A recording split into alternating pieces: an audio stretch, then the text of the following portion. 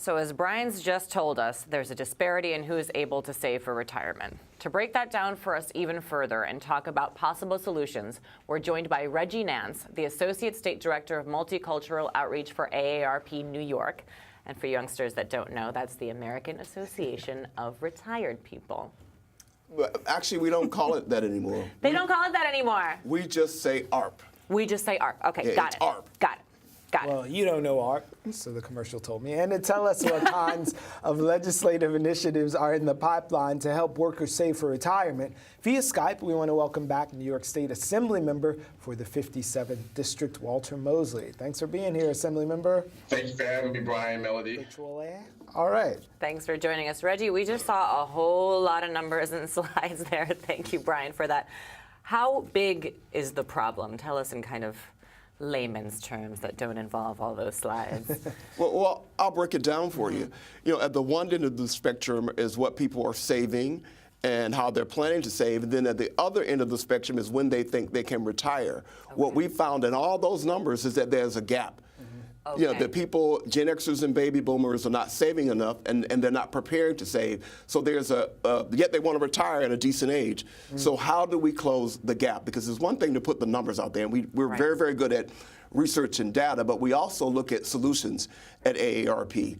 And one of the solutions, when you break down those numbers, what you find is that 52% of boomers and Gen Xers in New York don't even have access to a retirement plan at their employer, you know, payroll deductions like a 401k right. or a pension plan. That's 52% don't even have access.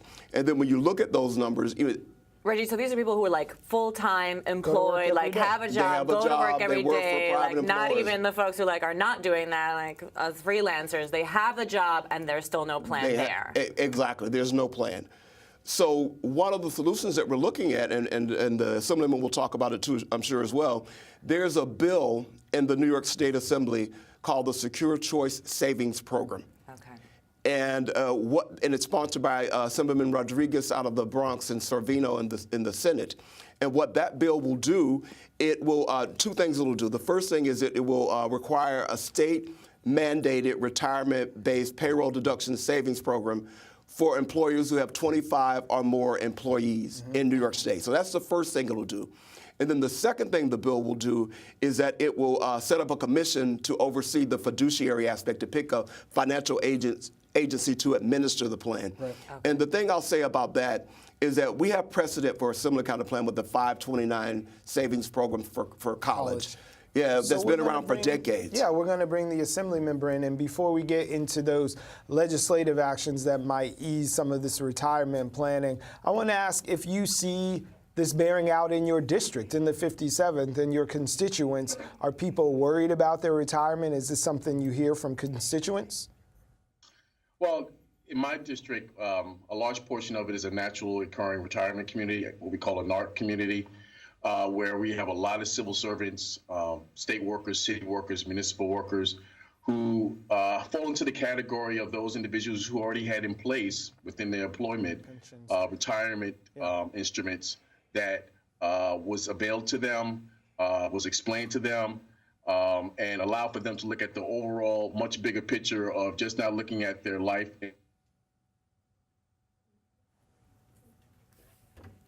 Okay. The Skype is retired for a second. Yeah, we'll get him back on. Having a couple of technical difficulties. So Reggie, looking at these retirement programs, there are a lot of people who, you said the 52% who don't have the access, so you think that this bill could be a remedy.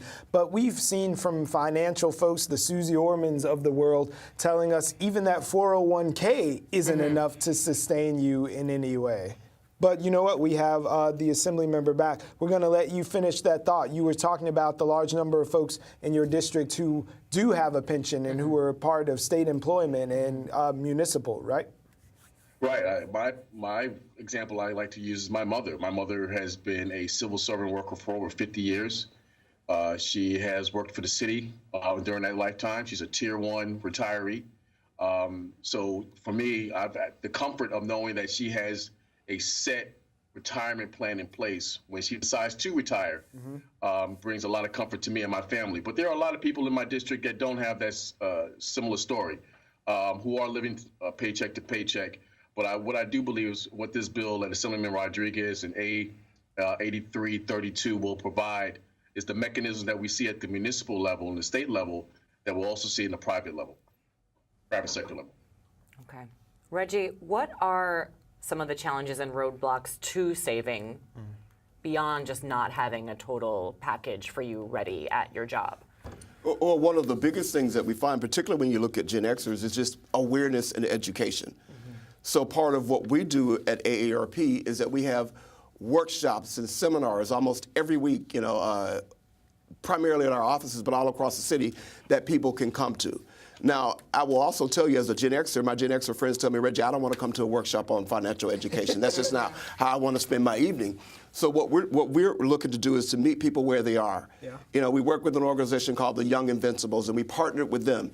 We do these events called Dine and Dish. You come out, have a little wine and drink and food, and learn a little bit about financial education. So we're looking at unique, innovative, and different ways to reach those Gen Xers, because we know that in the absence of even getting in the game and having the conversation, we'll continue to see these kinds of numbers where people are not prepared for retirement.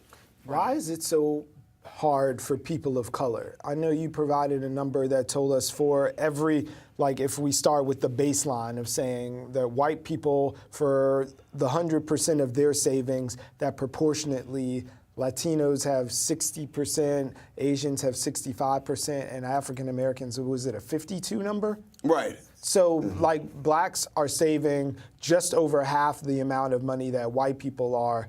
What is that about?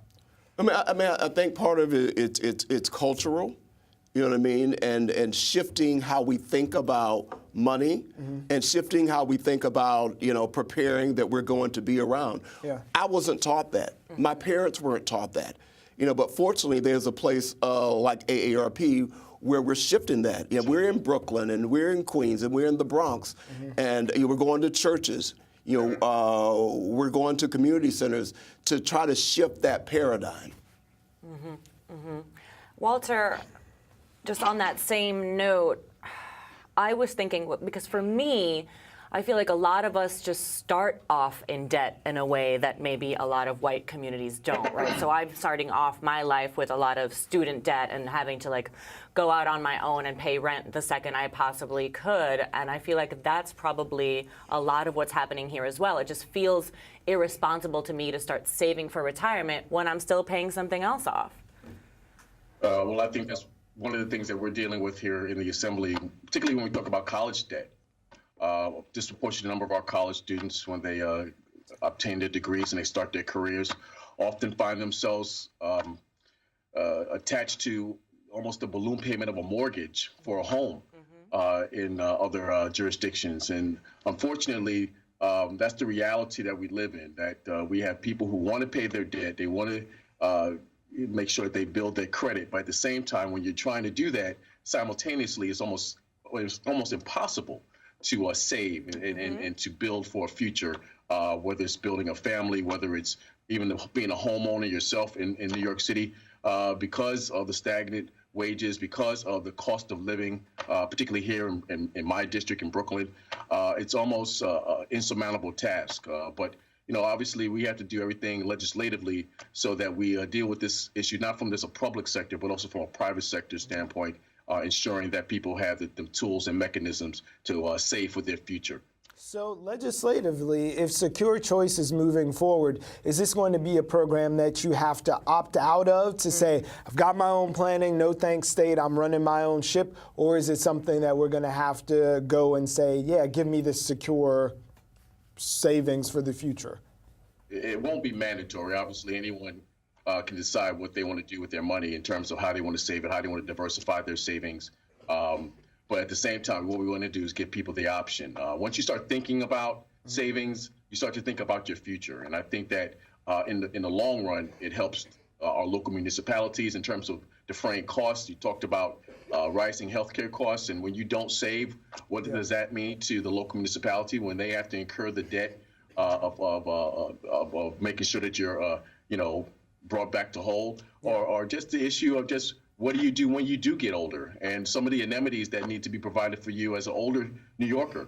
And if you do not save properly, that costs then goes to your local municipality, your local city government, and subsequently the state as a whole. So we understand this is not just about the individual, but this is about the community that they live in. This is about the state in which they want to rely upon. And this is about our budget as a state in terms of how do we efficiently spend our money while at the same time understanding that we have to save our money. So to be clear, is it an opt-in or opt-out? It's opt-out. It is not. It's opt-out of it. Okay, no, gotcha. It's an automatic payroll deduction that takes place once you're in the program. Okay. Now, you can opt out of the program, but it is something that is like similar to what I do with my deferred compensation plan. Gotcha. I've enrolled in the program. It's offered to me. They take out money periodically from my payroll. And if I want to suspend it, or if I want to opt out of it, I can do that as well. Okay, so that sounds like it's going to be great. Everyone suffers if you don't save for retirement, it sounds like. Reggie, with these last few seconds, tell us what you can do now before something like this gets implemented to start saving. Well, the first thing you can do is you can go to AARP.org. Even if you're not 50? Even if you're not 50. People, that's a myth. Anybody. Anybody of all ages, millennials, Gen Xers, boomers. AARP.org/NY. And we have all kinds of financial tools and resources that are there for people, to calculators, how to prepare for retirement, basic things. Come to some of our workshops at AARP on different topics from investing to insurance or what have you. There will be wine. There's a plethora of things. I just want to say one final thing about the payroll deductions and secure choice, why it's so significant.